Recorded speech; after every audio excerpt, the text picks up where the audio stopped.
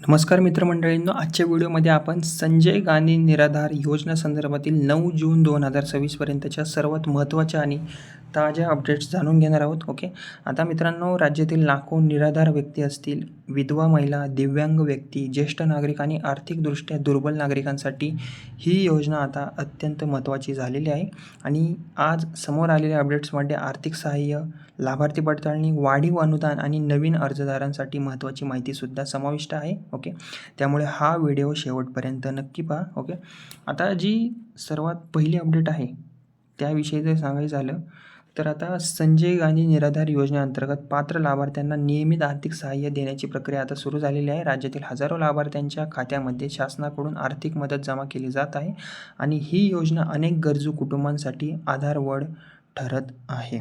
Okay, आता दुसरी जी update आहे त्याबद्दल जर सांगायचं झालं तर आता दिव्यांग लाभार्थ्यांसाठी आलेली मोठी खुशखबर पाहूया आपण. राज्य शासनाने यापूर्वी दिव्यांग लाभार्थ्यांसाठी मासिक आर्थिक सहाय्यामध्ये वाढ केली होती. पूर्वी मिळणारी रक्कम वाढवून आता 2,500 पर्यंत मदत दिली जात आहे. यामुळे अनेक दिव्यांग नागरिकांना आर्थिक दिलासा मिळत आहे. ओके, 1,500 वरून 2,500 आता रक्कम केलेली आहे. ओके, आता तिसरी अपडेट याबद्दल सांगायचं झालं तर आणखीन एक महत्त्वाची माहिती म्हणजे या योजनेसाठी शासनाकडून निधी उपलब्ध करून देण्यावर विशेष भर दिला जात आहे. ओके, सामाजिक सुरक्षा योजनांसाठी अतिरिक्त निधीची तरतूद करण्यात आलेली असून लाभार्थ्यांना वेळेवर मदत मिळावी यासाठी प्रयत्नसुद्धा सुरू आहेत.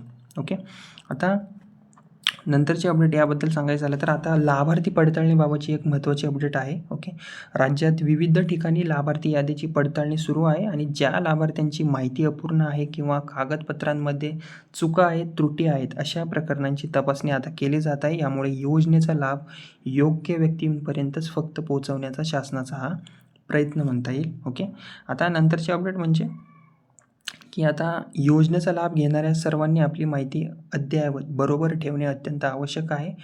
आधार कार्ड असेल, बँक खाते, मोबाईल क्रमांक आणि इतर आवश्यक कागदपत्रे योग्य असणे गरजेचे आहे. कारण आर्थिक सहाय्य थेट DBT पद्धतीने बँक खात्यांमध्ये जमा केले जाते. जसं की लाडकी बहीण योजनेचा जो वितरण आहे 1,500 रुपये आहे ते सुद्धा DBTद्वारेच महिलांच्या खात्यामध्ये येते. तसंच या योजनेचे जे पैसे आहेत, वितरण आहे ते सुद्धा DBTद्वारेच बँक खात्यामध्ये जमा केले जाते. ओके, आता नंतरची अपडेट म्हणजे की आता जर बँक खाते आधारशी लिंक नसेल किंवा माहितीमध्ये काही त्रुटी असतील, चुका असतील तर अनुदान मिळण्यात अडचणी येऊ शकतात. त्यामुळे सर्व लाभार्थ्यांनी आपली कागदपत्रे एकदा तपासून घ्यावीत.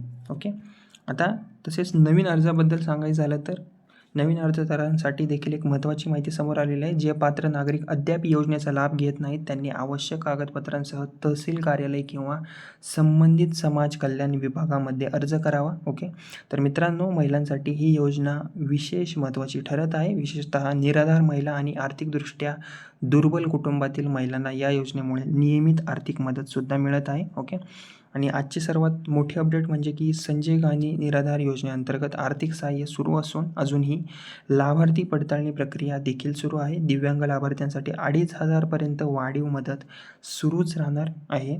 ओके, आणि शासनाकडून निधी उपलब्ध करून देण्यावर आता विशेष भरसुद्धा दिला जात आहे. तुम्ही किंवा तुमच्या कुटुंबातील कोणी या योजनेचा लाभ घेत आहात का? तुम्हाला नियमित आर्थिक सहाय्य या योजनेद्वारे मिळत आहे का? आणि या योजनेबद्दल तुमचे मत काय आहे? कमेंटमध्ये तुम्ही मला नक्की सांगा. ओके, आणि व्हिडिओ आवडला असेल तर व्हिडिओला लाईक करा, शेअर करा आणि अशाच सरकारी योजना, निराधार योजना आणि ताज्या अपडेटसाठी माझे बडी नावाचं चॅनल आहे त्याला सबस्क्राईब करायला विसरू नका. धन्यवाद.